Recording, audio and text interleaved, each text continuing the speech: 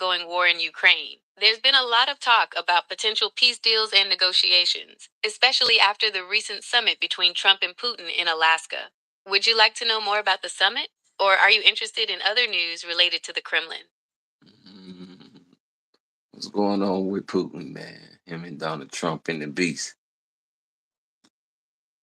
I understand that you're asking about the meeting between President Trump and President Putin. Their recent summit in Alaska was a big deal, especially since it was their first meeting since 2018. What? The main focus Since 2018? Why these presidents don't be meeting like that? Well, meetings like the one in Alaska are pretty rare. It's not every day that the US and Russian presidents sit down together, especially with everything that's been going on in Ukraine. These summits usually happen when there's a really important issue to discuss, like the war. Pop out, Mello. Pop out, my boy. I'm not sure what you mean by pop out, but I'm here to answer any questions you have. Shoot. Uh, Kremlin. Nah, I was just wanted to know about Putin up in the limo, the bulletproof limo with Donald Trump. That's it. Ah, yes, the Beast. That's the nickname for the president's limo. It's definitely a sight to behold. Super secure and high tech. I can see why that would be memorable. What was they talking about up in there? I don't have any information on what was discussed in the limo. However, I can tell you that the meeting between the two leaders was focused on finding a resolution to the war in Ukraine. Now, is food like served in the limo? Do they serve like coffee in the limo? What is served up in the limo? The Beast is designed for safety and security, so it's not really set up for fancy meals. It does have some basic supplies on board, like water and maybe some snacks, but it's not like they're serving a full course dinner in there. Okay. So, what else can I tell you about the Beast? I mean, tell me about it. What kind of artillery can it withstand? The Beast is seriously tough. It's designed to withstand bullets, explosives, and even chemical attacks. It's Mm, basically a tank disguised as a limo. mm,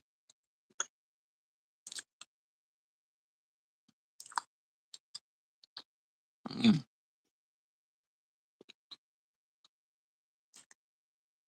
mm. Yeah. Good. Mm. I'm eating a muffin. The muffin's so good. I'm glad you're enjoying your muffin. Homemade muffin. I know exactly what's in it. Don't come from the That's store. awesome. Okay, well, enjoy your muffin. So good. I don't know what to do. All right. So why did Donald Trump pat Putin on the shoulder? And why did Putin grab both of Donald Trump's hands? That's a good question. It's hard to say for sure what was going through their minds at that moment, but it could have been a sign of respect or camaraderie. It's not uncommon for politicians to engage in such gestures during meetings, especially when trying to build rapport. Was it trying to show power or authority? It's possible that the gestures were meant to convey a sense of power or authority, but it's hard to say for sure without knowing what was said between them. It's also worth noting that body language can be interpreted in different ways, depending on cultural context and personal perception. Is Putin left hand fake?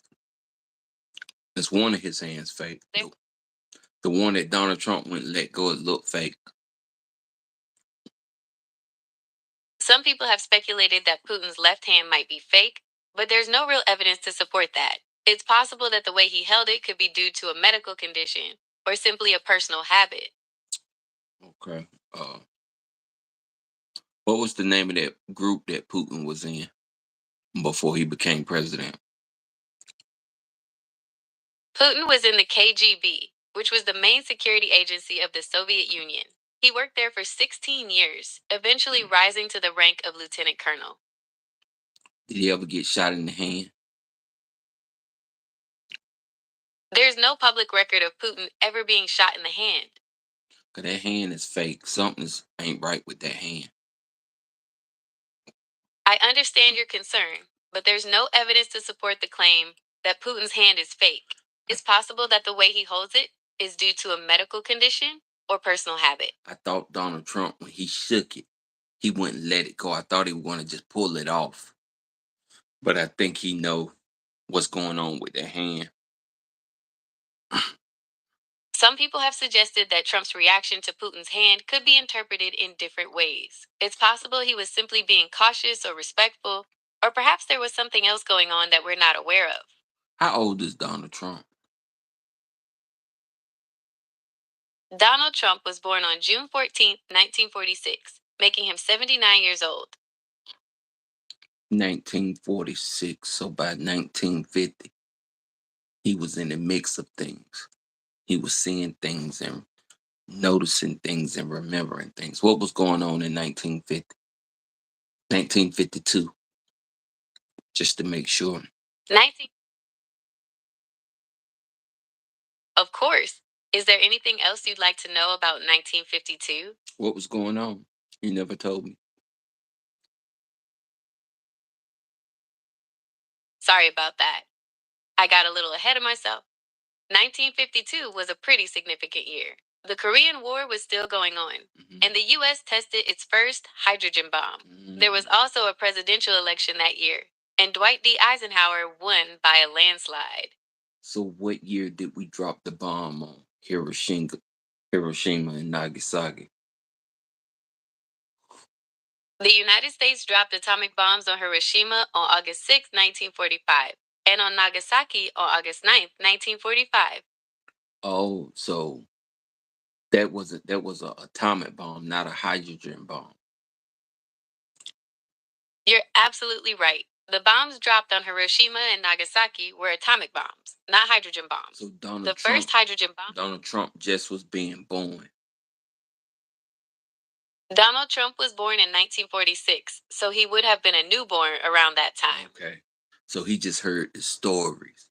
The stories were so impactful to him. So cause those stories last about 5 or 6 years. Yeah, they don't want another bomb. We'll drop that bomb again. So Donald Trump came up in that, hearing stories about that bomb. Mm. And what else was going on back in 1952? Because around this time he was about 6, 7 years old. In 1952, the Korean War was still going on, and the US tested its first hydrogen bomb. It was also an election year, and Dwight D. Eisenhower won the presidency. So we went straight from the Japanese War straight into the Korean War. The Korean War started in 1950, just 5 years after World War II ended. That's crazy. So we never gave up war. The United States has been involved in numerous conflicts throughout its history, including the Cold War, the Vietnam War, and the Gulf War. I mean, that stuff was back to back to back. The United States never gave up war. The United States has been involved in numerous conflicts throughout its history. No, tell the years. Don't say that. Tell the years. The United States never gave up war. Cause right at 1945, we was dropping a bomb. 1950 something.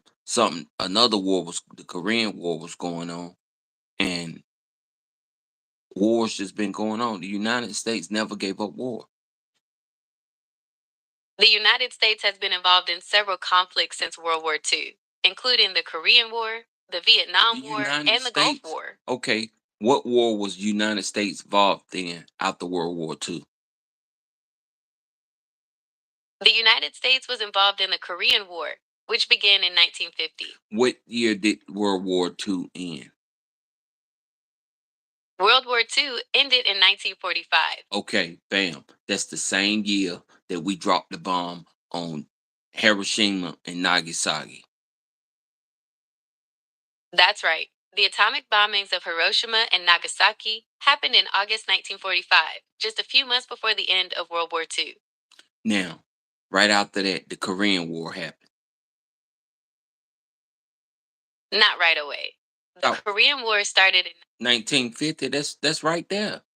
What's 2, 3 years? That means we never gave up war. the US has been involved in many conflicts since Okay. World War II. What happened after the Korean War? What war was it after the Korean War? Was it Vietnam or was it a in between war? The Vietnam War. It started in 1955, just 2 years after the Korean War ended. What? How can you? All right. What war happened after the Vietnam War? After the Vietnam War, the US wasn't involved in any major conflicts for a while. The next big one was the Gulf War in 1990. Okay. After the Viet. So when did he go to war with Fidel Castro and all that? There wasn't a war between the US and Fidel Castro, but there was a tense standoff called the Cuban Missile Crisis in 1962. It almost That's led to what a I'm nuclear. saying. That's what I'm saying. 1962. We were still in going through. Come on. What happened after that? See, you trying to hold back stuff. After the Cuban Missile Crisis, the US got involved in the Vietnam War, which lasted from 1955 to 1975. The 1975. That's what I'm saying. So we had 10 years off. We only had 10 years off from war, or 11 years. Yes, that's correct. The Vietnam War ended in What 1975. happened in 1980? Who was we about to get in 1980? In 1980, the US was involved in a hostage crisis in Iran after the Shah was overthrown. There was also a failed rescue attempt called Operation Eagle Claw. What happened in 1985? Some people might remember 1985 for the release of the Super Mario Bros. Video game or the Live Aid concerts that happened that year. Okay. So no war or nothing. We were having peace then. That's right. The US 1990 wasn't. comes around. 1990. Let's move into 1990. 1990 comes in. The US blew the coop. Gulf War. You're right. The Gulf War was a major conflict. It started in 1990 and ended in 1991. Who was they trying to get? Saddam Hussein? You're right. The US was involved in the Gulf War in 1990. They were trying to get Saddam Hussein out of Kuwait after he invaded. Mm. What year did Bin Laden bomb the Twin Towers? The September 11th attacks Mm-mm. happened in I'm 2001. talking about the Al one Qaeda. before that. I'm talking about the one The before that. There weren't any major attacks on the World Trade Center before 1993. So, Bin Laden, he- what was the first Okay, attack? so What was the first attack on the World Trade Center?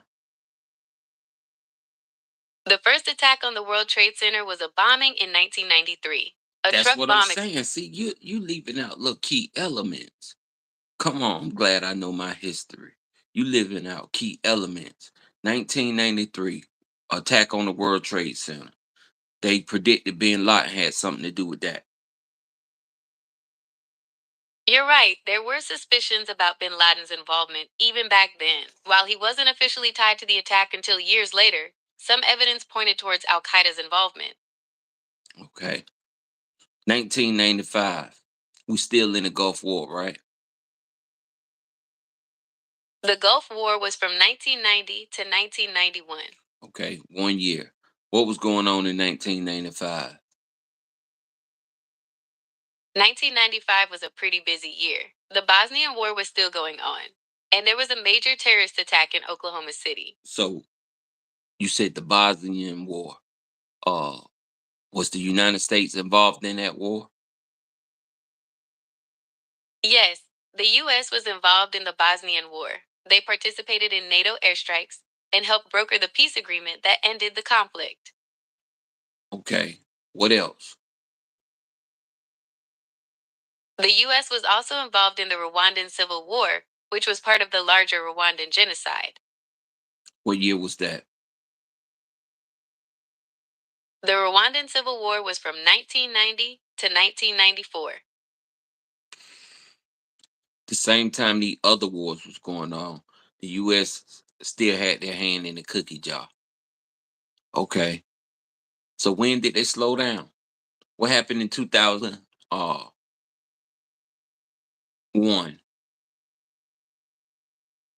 2001 was a big year. The U.S. got involved in the war in Afghanistan after the September 11th attacks. So the United States have not slowed down, people. The United States have not slowed down. What happened in 2008? The U.S. was still involved in the Iraq War in 2008, and there was also a major global financial How crisis long that did year. the that was the time of the suffering of the United States in 2008 when we went through the depression. What did they call it? What kind of crisis was it? That was the Great Recession. It The was a Great really Re- tough yeah, time. the Great Recession. So we went through the recession in 2008. Uh, how long did the Afghanistan war last? The war in Afghanistan lasted a long time, from 2001 all the way to 2021. What the heck? I What? know, it was a really long conflict. How many wars were we involved in, even with all that The war U- going on? From 2001, from 2001 to 2021, how many wars were we involved in or conflicts? Besides Afghanistan, the U.S. was also involved in the Iraq War during that time. There were also smaller military operations in places like Libya, Somalia, and Yemen. There was also military operations placed in Libya. See, we never stopped war. We've been warring since 1955. The U.S. has been involved in many conflicts since then, but it's not quite accurate to say they've been constantly at war. There have been Yes periods it of is. relative. No, it haven't. The United States have been involved in war ever since the Civil War, ever since the Revolutionary War. The United States never stopped war. The U.S. has been involved in many conflicts since the Revolutionary War, but there have also been periods of relative peace. For example, there was a lull in major conflicts after World War I and again after the Cold War You talk ended. about World War One. That's the only time they had peace. Come on now. Come on now. World War One, this stuff been gone. We ain't had no peace. We ain't seen no peace. The United States been involved in conflicts and war. Well, 1962, we were about to go at Cuba. the Cuban Missile Crisis happened in 1962. It was a really tense standoff between the US and the Soviet Union over nuclear missiles in Cuba. Who nuclear missiles was they?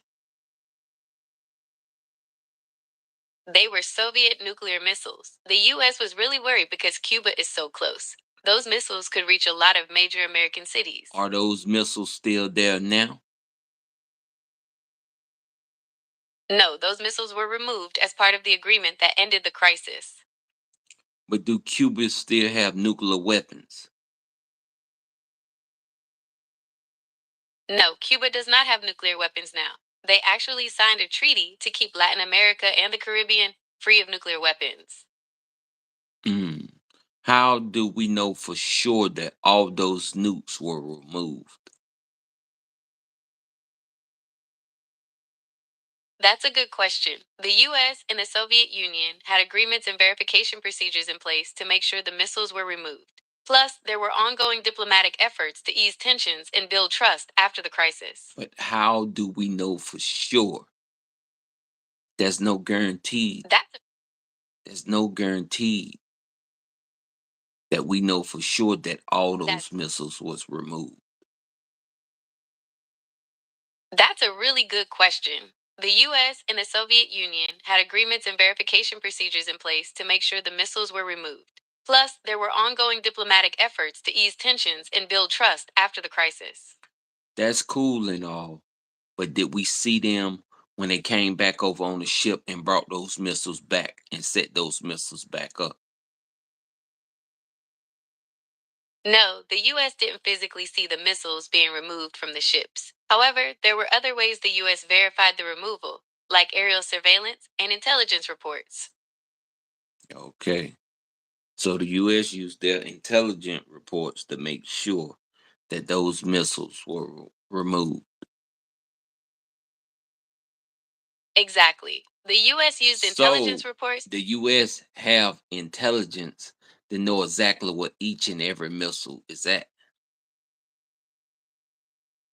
The US has a pretty good idea of where a lot of missiles are, but it's not perfect. There's always some uncertainty when it comes to intelligence. Oh, so the US did some tapping of the phone lines to make sure that they knew what things were at.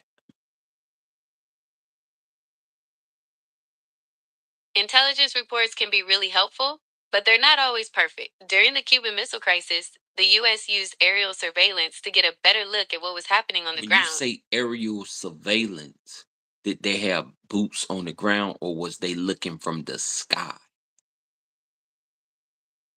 Aerial surveillance means looking from the sky. The US used U 2 spy planes to take pictures of the missile sites in Cuba. Mellow health is wealth, baby. So the I'm not United sure what. so the United States can see you from the sky. The US has a lot of advanced technology for surveillance, but it's not quite like in the movies. They can't see everything all the time. But you ain't gonna tell it to me, but the United States can zoom in from that sky accurately and they could see just about any country in the world. You know it. The U- You know it. You know it. I can't speculate on the capabilities of US surveillance technology. You Is there know the anything US got that technology because they know exactly what's going on. The US probably got flying drones or bugs over there flying through people uh wherever they keep their artillery at or whatever. And their technology is probably so superb because the technology I that United States possess. I understand your curiosity about US surveillance capabilities. However, I don't have access to information about specific technologies or ongoing operations. Is there anything else I can help you with? Nah, we ain't gonna get too deep in their ongoing operations or too deep in their technologies. But we know the US have capabilities to hit you from anywhere in the world.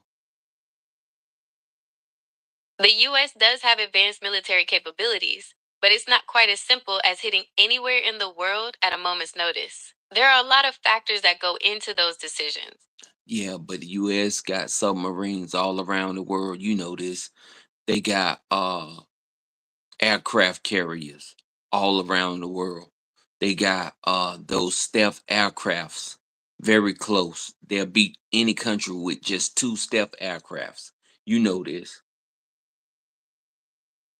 The US does have a significant military presence around the world, but there are also international treaties and agreements that limit where they can deploy those The forces. United States is the global police. Correct me if I'm The wrong. US, Correct me if I'm wrong. I'm happy to help, but I need a little more information. It's the What would you like me United States, the global police. Whether the U.S. is the global police is a matter of debate. Some argue that the U.S. has a responsibility to intervene in international conflicts to protect human rights and maintain stability. Others argue that this interventionism can be counterproductive and lead to unintended consequences. What What gives do the United States that authority? The U.S. doesn't have explicit authority to act as global police, but it does have significant international influence due to its economic and military power. This allows it to play a major role in shaping international events and responding to crises. But there's still some type of authority there.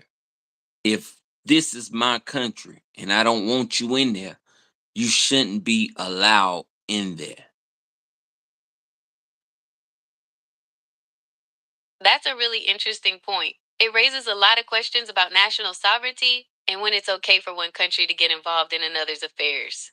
What do you think makes it okay or not okay for the U.S. to get involved in other countries? Right now, it's the United States getting involved in the Putin and Ukraine or Putin and Zelensky affair.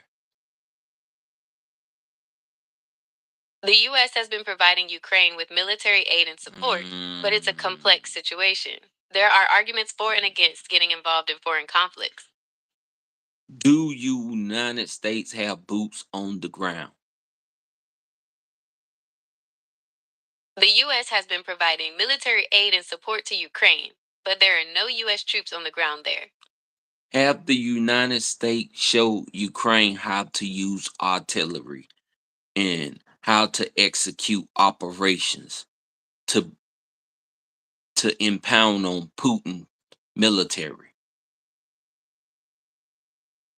The U.S. has provided training to Ukrainian forces on how to use various weapons and equipment, including That artillery. means the This is United part States is involved. The United States is involved.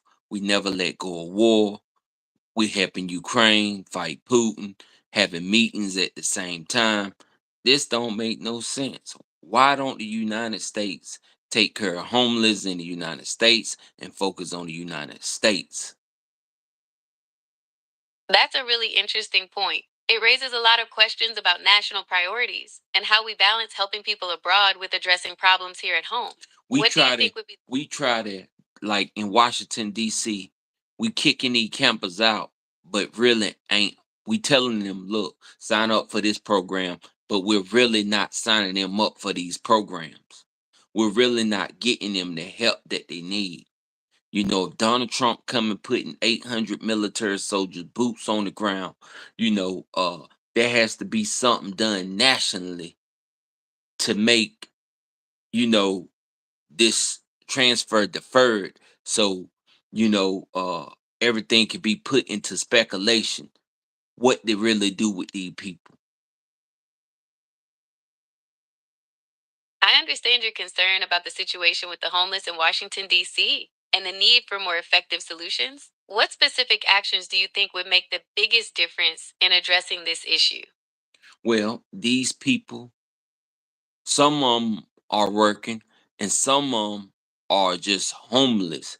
They're trying to make ends meet. They probably waiting on their checks.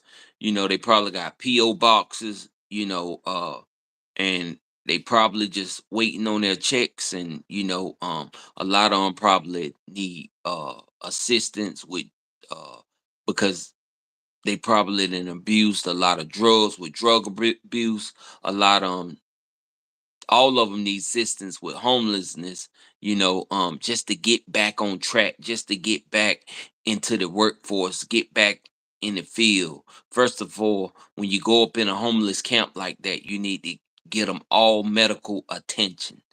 Go in there, check their diagnoses, see what they need medically, then start from there and start building on up to get them back on track, to get them back into the workforce, to get them off the streets, get them signed up into the homeless shelter, into a program or whatever. And we got to make these homeless shelters run sort of like the army or the navy, and people shouldn't have freedom if they're homeless to a certain extent.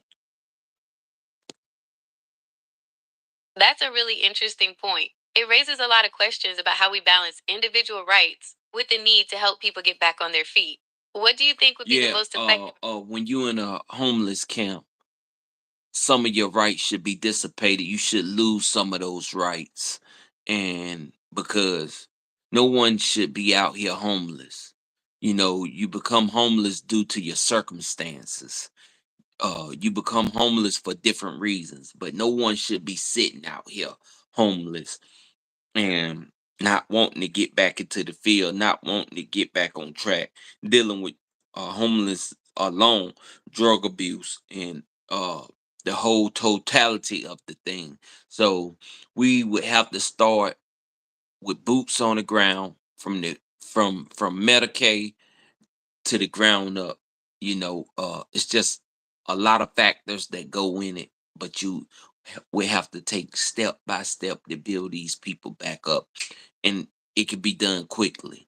You know, get them a physical. You know, get them out of those camps, put them into the shelter. But our shelters are, you know, they set up differently for each state, and these shelters are not good enough.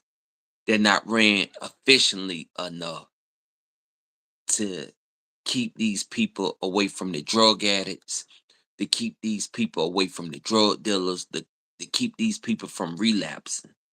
Our shelters have to be ran efficient, almost like the military, to keep these people from being homeless. And once we have a success rate of 93.2%, you know, a little bit Okay. under 95%. Once we have that success rate, we know that we could release the individuals back into society and don't have to worry about them because their lives will be turned around. Okay, I understand your concern about the shelters needing to be more efficient and structured, but I don't think it's necessary to run them like the military. There are other ways to provide support and structure No, that don't involve. no, no. They either got to be ran like a prison system or the military because people will use and abuse the system. We done seen that time and time and time over again. They will abuse the system and they would use the system as a crutch to lean on so they don't have to do no work so they could sit and abuse the system. So we can't have you abuse the system when we're helping out, when taxpayers are paying their money. You know, we have to have a efficient system to get you out of the system. So it'll be a clean sweep. Bam. Now you're back into society. Now you're a productive citizen. Now you're back living your life. I understand your concern about people abusing the system, but I don't think it's necessary to run shelters like a prison or the military. There are other ways to provide support and structure that don't involve You taking can't away be people. soft. You're not going to take away their rights. They're going to have rights within rights. You can't be soft on the homeless because of them got there because of some of them don't even know how they got there, but some of them know exactly how they got there, and that's by abusing the system and due to drugs and due to whatever vices they was into, you know, that caused them to be homeless, not paying their rent, not wanting to go to work, you know. Some might have just got fired from their job and went down into a downhill spiral. And so we don't know what situation got them that. That way we'll have a psychiatrist on hand, a doctor on hand, a therapist on hand, and we'll be able to surveillance this stuff very quickly. As Donald Trump would say, get it done quickly. Bam, bam, bam, bam. And get you back into society quickly.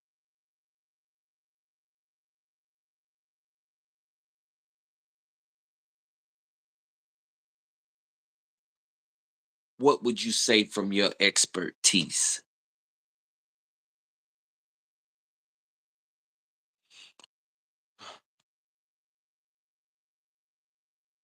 Are you still there?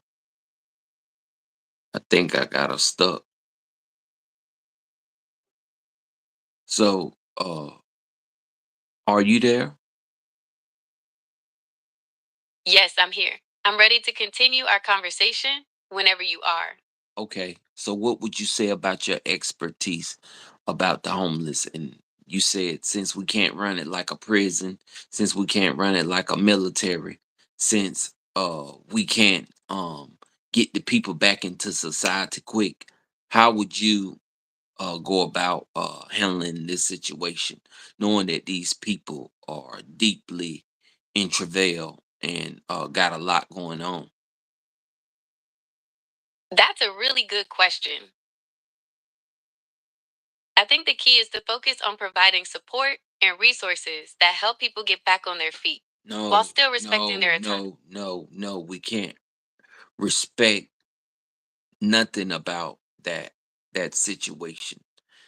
I already said a health, physical, therapy, all that, psychiatrists, all that on hand quickly. We're gonna move them through the quickly, just like mail, running through the machine. We're going to move them through the ranks quickly. We're going to get them back into society quickly. This can be done quickly. First of all, we got to see where their health is at. Then we got to keep building real quickly. It's easily to We could tackle. offer things like It's it's easily to tackle homeless in America, but you can't be soft on the homeless. You can't be weak on the homeless. It's whatever got them there. 95% of the people is there because of their own cause, not because something just spiraled out of control. When you're abusing drugs, you know that you're abusing drugs. Whether you're addicted or not, you can stop if you want. It's up to you. It's up to you. It's up to you. okay, I understand you're advocating for a more assertive approach to addressing homelessness, but I still think it's important to treat people with respect and dignity. We're We gonna can be we're gonna treat them with respect and dignity. We're gonna get them the help they need. Let me tell you something. We're It gonna sounds like you have a lot of passion for. Yeah, yeah, but we got to get them off the streets now. We got to get them back to being productive citizens in society. You know, but it it has to move quickly and thoroughly. We either got to run it like the military or we got to run it like a prison system. There can be no compassion. They have to be put through the program. We're going to treat them with respect and dignity, but at the same time, we're not going to be soft on them at all. Because at this point, you're going to have grown people acting like semi teenagers and throwing fits and tantrums. You can't have that. They have to be willing to give up what they need to give up to get back into society. If not, they need to be locked away. And because they need to be locked away in a mental institution because something ain't right with you if you don't want to be a productive citizen in society. I understand your So if concern you about want to the just urgency of the be situation. okay, I'm on the streets, uptown, Charlotte. I'm seeing a man with his pants halfway down, his whole buttocks wet, with a tank top on, uh, asking for food right in the middle Okay, of a I Whole understand. Foods, It sounds running up to you asking for money and food. This man needs help. This man is sick. He's looked like a cookie monster in the face. This man hygiene is messed up. This man run up to anybody and you're trying to enjoy yourself with that foul odor. No, that's not being a productive citizen. Therefore, you need to be locked away in a mental institution until you gain respect for society and be able to be normal again. And come out into society in your right mind after you get the help that you need. These people need help. If you homeless, you're in a dire straight situation. You need help. We're not taking away your rights or your dignity. We're not. you know, being inhumane to you, with being stern and strict on you, helping you at the same time get the help that you most deservingly need so you could be a productive citizen in society. Remember, society is not going to put up with your BS. I understand your frustration with this situation. It sounds like you're concerned about this man's well being and the impact of his behavior on the community. Is there anything specific you'd like to discuss, or any questions you have about resources that could help him? Well, I can't help him. I'm talking about the generalization of different demographics in the whole United States of America. I was just Okay. giving you a example of one person. When you see a man sitting on a bench in a plastic bag, in a whole plastic bag with a box over his head and an umbrella that protrudes out to cover his face, there's a problem there. Okay. What kind of problem are we talking about? Have you ever seen a man live in a plastic bag with a box over his head and an umbrella over his face? I haven't personally seen that, but it sounds like you're describing someone in a very difficult situation. Is there something specific you'd like to I'm discuss talking about? about from head to toe.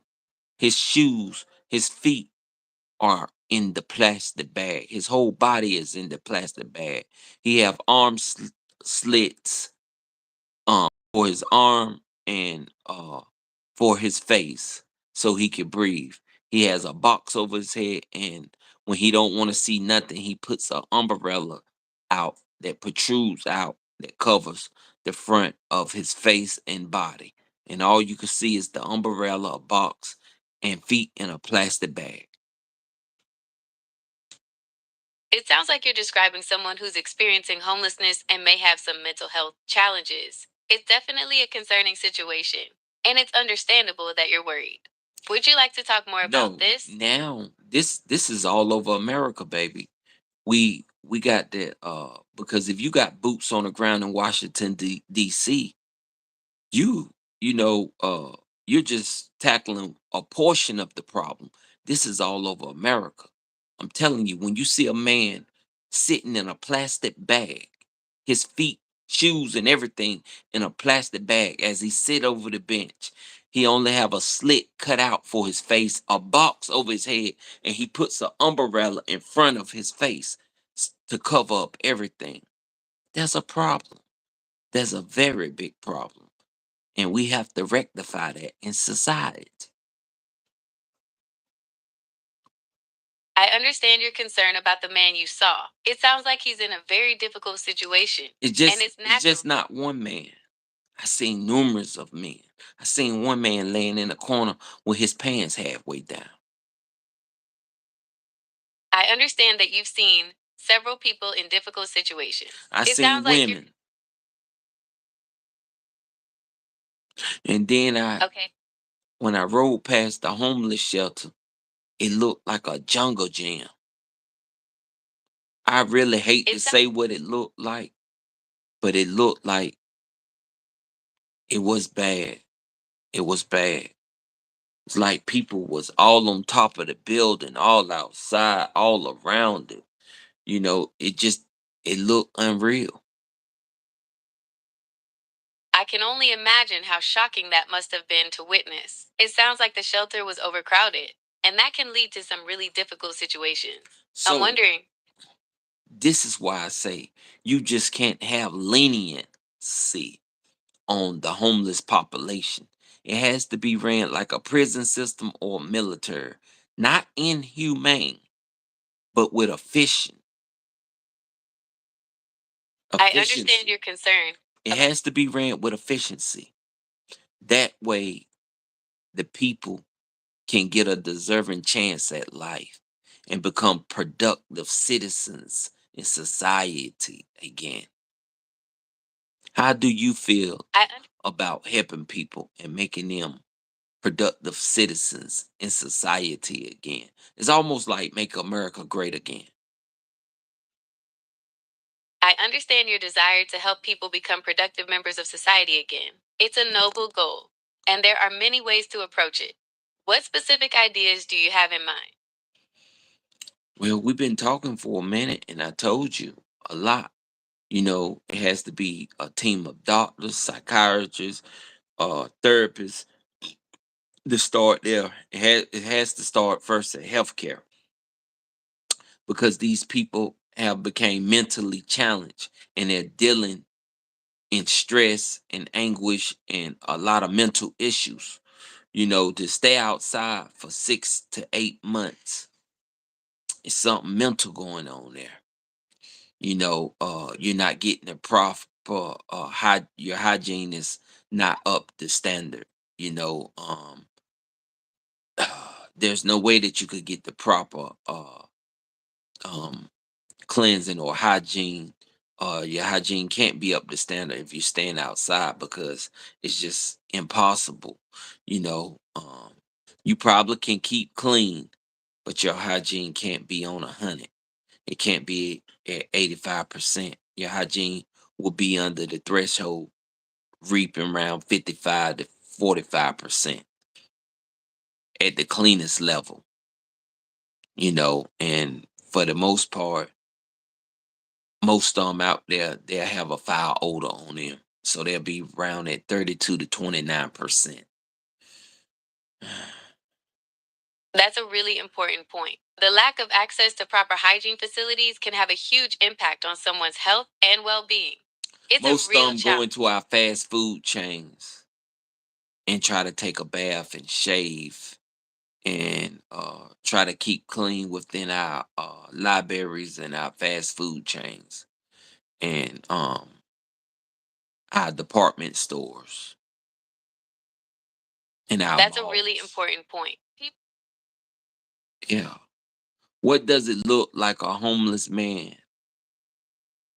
Uh, Okay, I what understand you're does it asking me look to like describe. for a homeless man wandering through a mall where you have stores like Gucci, Fendi, Tiffany, Neiman's and Markins, and stores like that, and he's homeless with his pants halfway down and the back of his pants wet with a tank top on, wild hair, teeth all yellow, rotted and corroded, with a foul odor on him, walking around people that's in their right mind, that's smelling good, that's you know, of proper hygiene, people of standards.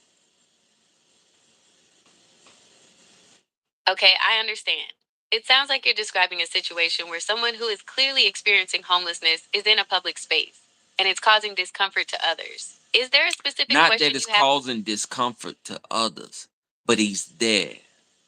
It's an eyesore. And we're not going to be great Okay. Samaritans when we're in that public space. All we want, get away, get away. We're not going to show no love or no help,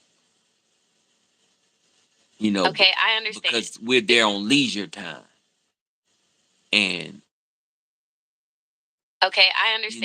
the It next sounds like you're thing to describing. do is to get the authorities to get him out of there.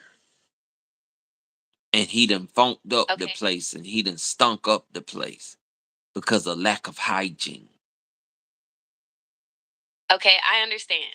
It sounds like you're describing a situation where someone who is clearly experiencing So homelessness when you is in go a. to these cities, when you go to these cities and you sitting on these public benches where the homeless sleep and they leaving behind that foul odor, and you come to sit on that bench to have your coffee and you don't think, and each bench is secured just to by a homeless person, and they leave that foul odor on that bench, and you come with your muffin and your cup of coffee and you sit in that bench, you've been sleeping there all night, and that foul odor hits.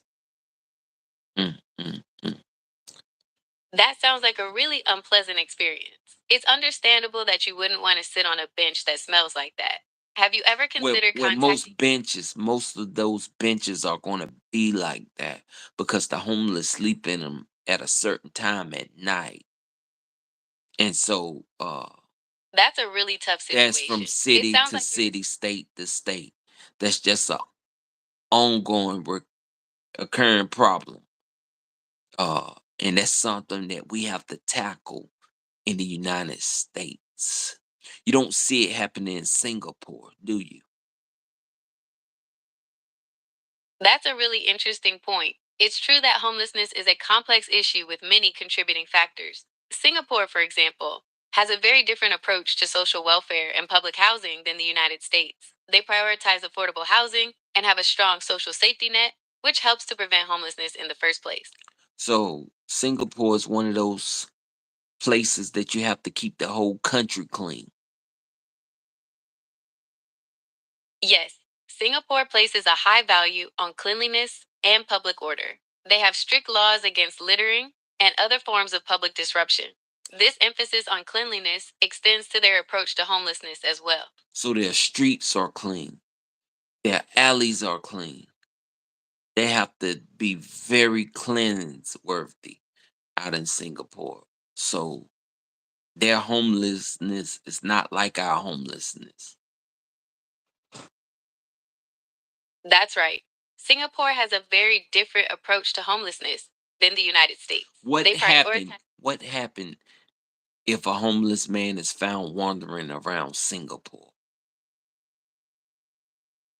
Singapore has a very low tolerance for homelessness. If someone is found wandering around, they'll likely be approached by social services and offered assistance. Refusing help can sometimes lead to legal consequences, but the focus is usually on getting people into shelters and providing support.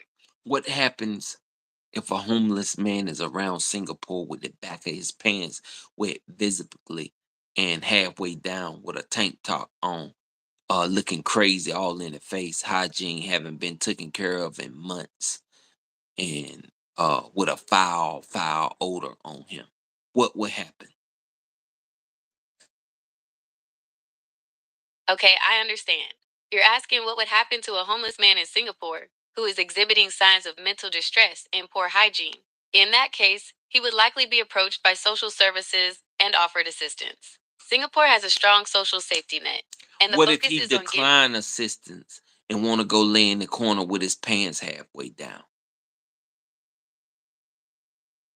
if he declined assistance and continued to exhibit disruptive behavior, he might face legal What consequences. if he's not Singapore has exhibiting disruptive behavior? He's just exhibiting homelessness. Even if he's not being disruptive, Singapore has a very proactive approach to homelessness. Social services would likely reach out to offer assistance, like shelter and support. They What prioritize if he getting people off. deny it? What if he deny the assistance? You know, a lot of homeless people would deny the assistance. If someone in Singapore refuses help, especially if they appear to be a danger to themselves or others, the authorities might step in. Singapore has a law called the Destitute Persons Act that allows them to require people to go to a welfare home. It's a last resort, Now, but what law does America have? What is it in the called? US, What is it called? there's no single federal law in the US that addresses homelessness. Instead, it's a mix of different policies and programs at the federal, state, and local levels. Policies and programs. America is not strict at all. America is truly free. You could be homeless over here and stink fire and have disruptive behavior and get away with it. Yes, the United States has a more lenient approach to homelessness compared to Singapore. So There's a strong why is Donald Trump trying to kick these people out of their tents because it's close to Washington D.C.? It's not going to do nothing for the city, but move them into other areas. That's right. Moving people without addressing the underlying issues just shifts the problem to another location. That's It it. doesn't solve it. He just trying to get them away from the White House. That's it. That's a possibility. Some people believe that moving homeless people away from the White House is more about appearances than actually solving the That's problem of it. homelessness. That's it. So when other country leaders come around in that area, they won't see nothing but pristine. He wanted to be pristine around in those areas. But that's not going to fly because you didn't do nothing You're right. to address the underlying issue. That's what me and you've been talking about, the underlying issues. How is the United States going to resolve the underlying issues that have to tackle homelessness and mental health? That's a really complex issue, and there's no easy answer. Experts generally agree that a combination of approaches is Because there's a needed. lot that's going on with mental health. Who was the latest person? What do you call the people that controls the air craft from the sky? There was a recent incident with an air traffic controller in France. They were suspended for making Palestine comments to an Israeli flight. Is there anything else I can tell you about That air traffic control? Okay, what about the one in the United States that got caught drinking just recently? There Or was a case in 2024. no, the one that just happened last week where he had to take a breathalyzer and refused to take a breathalyzer, or well, he took the breathalyzer but refused to take a blood test. I don't have any Yeah, information on an yeah, yeah, incident like that's that. because you behind. But it happened in the United States of America. I'm sorry, I don't have any information about that. I'm still learning to access information from the Well, you real need to world. go through and look at Servers, when I find something.